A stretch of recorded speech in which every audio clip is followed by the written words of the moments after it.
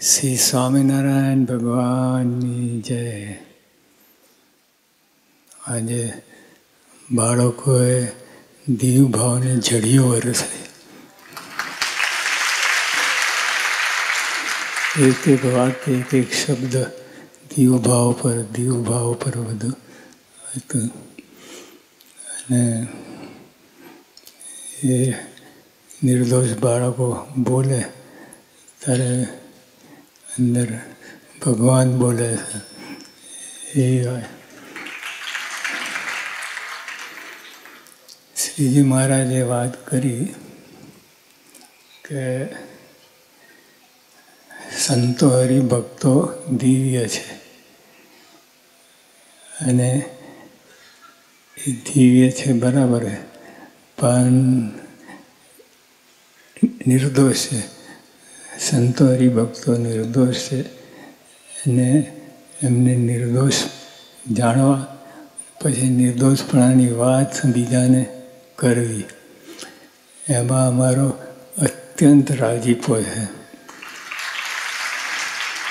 આટલી વાતમાં ભગવાન મળ્યા, સ્વામિનારાયણ ભગવાન મળ્યા, સર્વોપરી ભગવાન મળ્યા. હવે એમને રાજી કરવાના કે કુરાજી કરવાનું? રાજી છે તો રાજીપામાં જો આટલી જ વાત છે કે નિર્દોષ જાણવા અને તેના નિર્દોષપણાની વાત બીજાને કરવી, એ આપણે આટલું અટકી જાય છે વાત કરવાની. અને પછી એનું ફળ કેટલું બધું. ભગવાન કે એમને અત્યંત રાજીપો થાય છે, અત્યંત. હવે ભગવાનનો રાજીપો એટલે તો સુખ સુખના ઢગલા. બીજાનો રાજીપો લઈએ આપણે આ લોકોના, એ તો ઠીક છે, પણ ભગવાનનો રાજીપો એટલે અબજો રૂપિયા, એની વાત જ ના થાય એ રાજીપો. અને બીજી વાત કરી સ્વામિનારાયણ ભગવાન કે ભલે અમારી સેવા ના કરતો હોય, અંગત સેવા કેટલાને મળે, 4-5 જણને મળે, પણ એટલે અંગત સેવા તો ક્યારેય આપણે પત્તો નંબર જ ના લાગે. તો મહારાજે કહ્યું કે ભલે અમારી સેવા ન કરતો હોય, પણ હરિભક્તના ગુણ કહેતો હોય તો તેમને અમે અત્યંત રાજી, અમે અતિશય રાજી થઈએ છીએ. જો આ બે વાત પકડી રાખી આપણે, એમાં બધું આવી જાય. બીજી માથાકૂટ કરવાની જરૂર જ નહીં.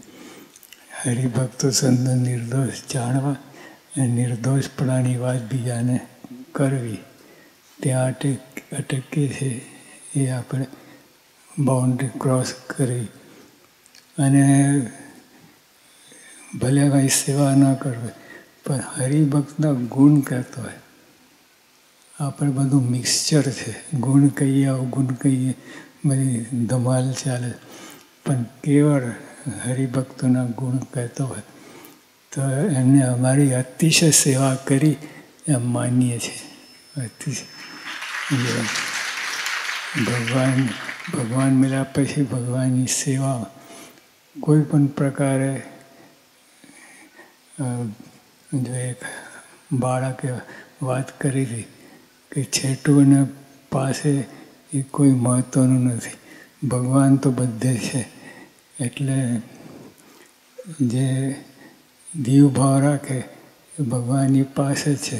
ગમે એટલા હજારો માઇલ દૂર હોય તો ભગવાનની પાસે છે. અને દીવ ભાવ ના રાખે તો પાસે હોય, ખોરામાં બેસતો હોય તો એ મહારાજે અને છેટે ગણ્યા. એટલે આવી બધી સમજણ છે. એટલે આપણે આ બે વાત પકડવી. ભલે અહીં સેવા ન કરતો, પણ હરિભક્તના ગુણ કહેતા. આપણે ગુણ જ, બીજી માથાકૂટ શું છે? ભગવાન પોતે જ વાત કરે છે.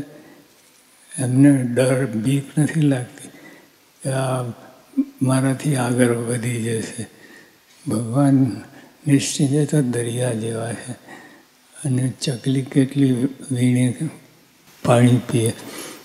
આ બે વાત પકડવી આપણે. અતિશય સેવા કરી માન્ય અને પહેલાંમાં અત્યંત રાજીપો છે. ભગવાનને મળ્યા પછી આ જ કરવાનું છે. આ બીજી કોઈ લપ્પન છપ્પનમાં પડવું નહીં. આ બે વાત પકડી રાખી કામ થઈ જાય. અને બીજું બધું ભગવાન પોતે વાત કરે છે એટલે વિચારવા જેવી વાત છે. આટલામાં જ ભગવાન અત્યંત રાજી થાય અને અતિશય સેવા કરી માનીએ છીએ. આ બે વાત પકડી રાખી કામ થઈ જાય. પછી મહારાજ વાત કરે છે. ધોરાજીમાં ભૂપના આમંત્રણથી શ્રીહરિ પધાર્યા ત્યાં શ્રીહરિએ સભામાં રાજાને વાત કરતા કહ્યું, આ સભાના દર્શન કોઈને અંતકાળે યાદ આવે તો તેનો પ્રારબ્ધ નાશ થઈ જાય. કેટલી મોટી વાત. આ તો સભામાં તો બધા હરિભક્તો બેઠા હતા. મહારાજે કહ્યું અત્યારે જે આ સભામાં આ જ સભામાં ભગવાન આપણે તો ભગવાનની ઉપાસના શ્રીમાની ઉપાસના કરીએ છીએ. અને તે વખતેના ભક્તો અને અત્યારના ભક્તો બધા સરખા કહેવાય. આ સભાના દર્શન કોઈને અંતકાળે યાદ આવે તો તેના પ્રારબ્ધનો નાશ થઈ જાય. પ્રારબ્ધનો નાશ એ શુભ પ્રારબ્ધ હોય અશુભ પ્રારબ્ધ હોય એ બધા નાશ થાય તો જ મુક્તિ થાય. કૈવલ્ય મુક્તિની વાત કરી જૈન સંપ્રદાય. એ કૈવલ્ય થાય એટલે પછી એને કોઈ બાદ નહીં. તો મહારાજે આ સભાના દર્શન કોઈ કાળ અંતકાળ યાદ આવે તો એનો પ્રારબ્ધનો નાશ થઈ જાય. એટલી મોટી વાત છે. આવું ધ્યાન કોઈ બ્રહ્માંડમાં નથી.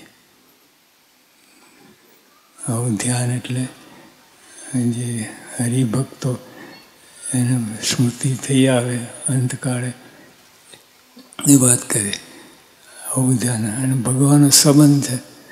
આ બધા હરિભક્તને ભગવાનનો સંબંધ છે એટલે એની મહત્તા છે.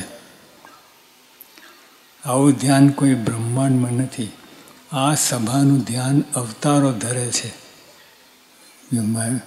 આ સભાનું દર્શન અવતારો ધરે છે.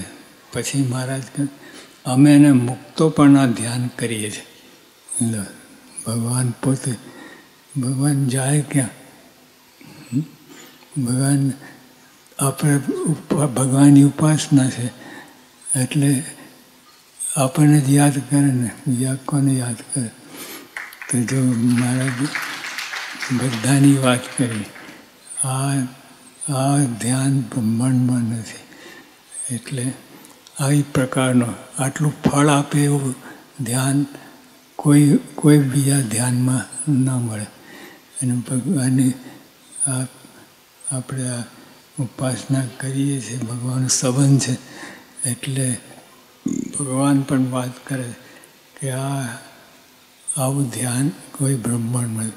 એટલે બીજા બધા ધ્યાન કરે પણ એનું ફળ આટલું બધું ના મળે. સંતો ભક્તો મનુષ્ય જેવા દેખાય છે પણ તે કોઈ મનુષ્ય નથી.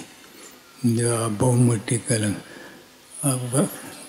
તમે બધા રોજ વ્યવહાર કરો છો, કામે જાઓ છો, નોકરી કરો છો, ધંધો કરો છો, એટલે મનુષ્ય જેવા બીજા ઉપાસનાને લીધે બધી વાત બને છે.